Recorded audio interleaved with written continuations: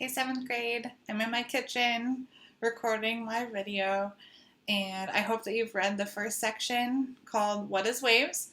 And if I keep looking over here, it's because I have my book on the table with me, so that's what I'm referring to.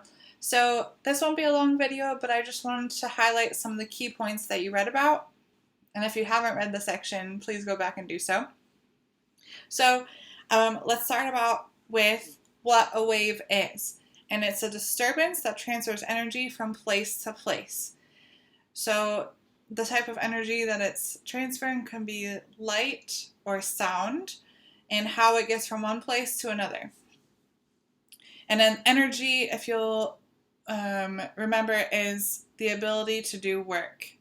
So it's transferring energy, which is the ability to do work, from place to place.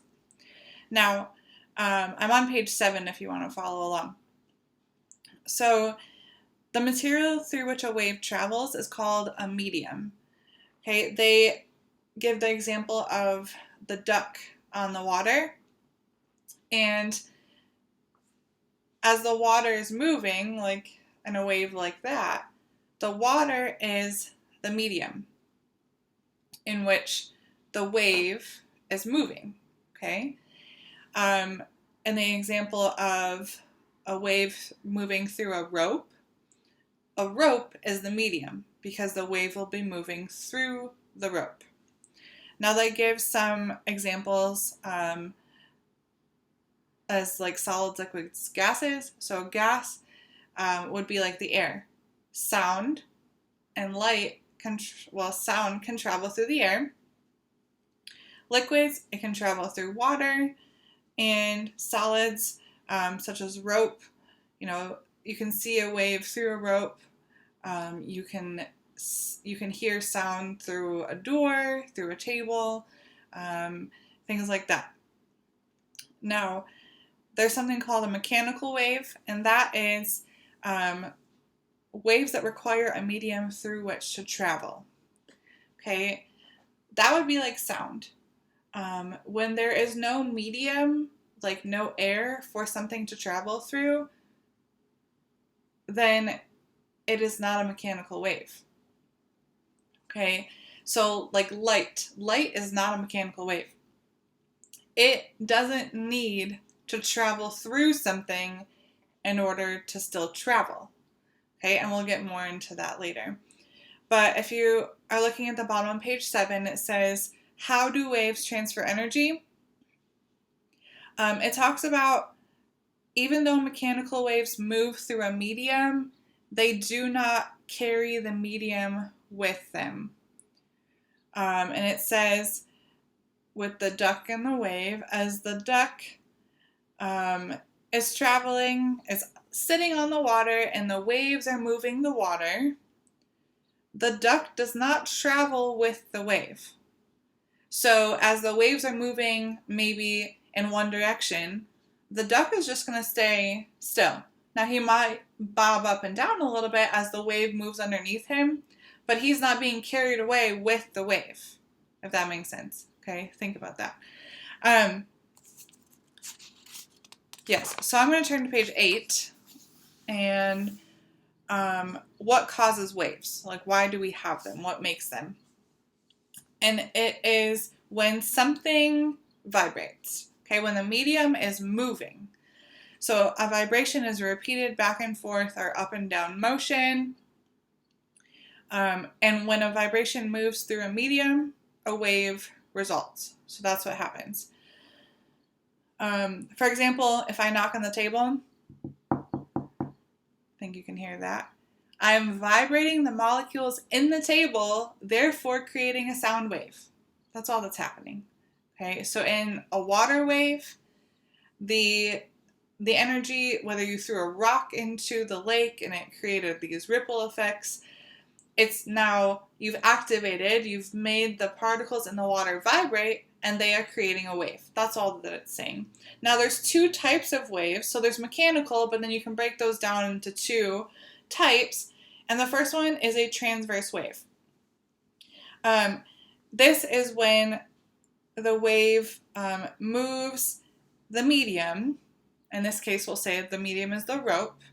it moves it at a right angle to the direction in which the wave is traveling. Now, if you take a look at page 8 at the bottom picture, that is a good description kind of in picture form of what they mean. So if I move my hand up and down with a rope attached to it, the wave is going this way. Okay, so 90 degrees there. That's what they mean. Okay, if you're making a right angle. Now, if I move my hand this way, the wave will be going back and forth. Okay. And then two words that have to do with transverse wave is a crest and a trough. And again, look at the picture if you're confused. The crest is the high point of the wave.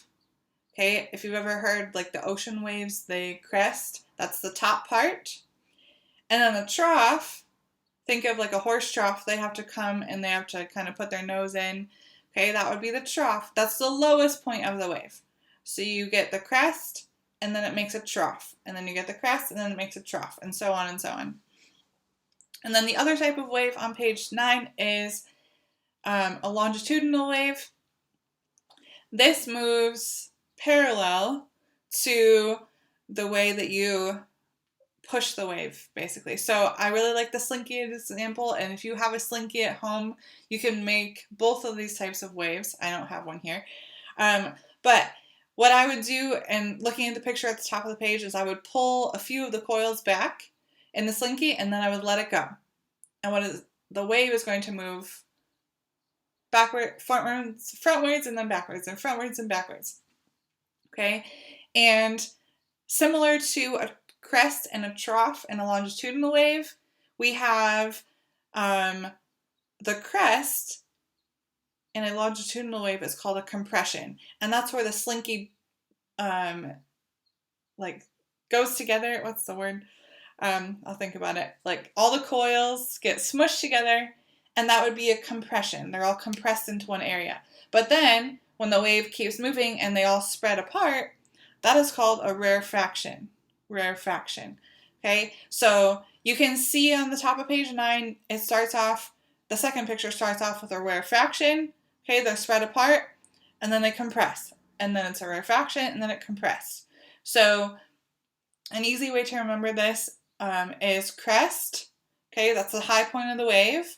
Starts with a C. And compression, where there's many waves together, many compressions together, that starts with a C as well. And then the opposite is trough. That's the low point. And in the rarefaction, there's a low amount of waves, or whatever they would be called, like Slinky links, together. So trough and rarefaction go together.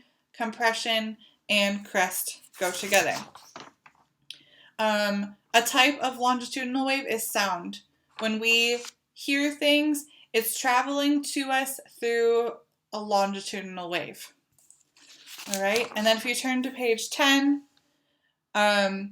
it's just, again, another picture. You may have to draw one of these or label one of these in your worksheets of where's a crest, where's a trough and a transverse wave, where is a compression, where is a rarefaction in a longitudinal wave. Okay, again, these are just the basics. We will get into the properties at another time, but please do your best to complete your homework, to do those worksheets. If you can send me a picture of those worksheets so that they're done, that would be awesome. And please feel free to email me any of your questions. You can do it, guys. We got it. All right, I'll see you later.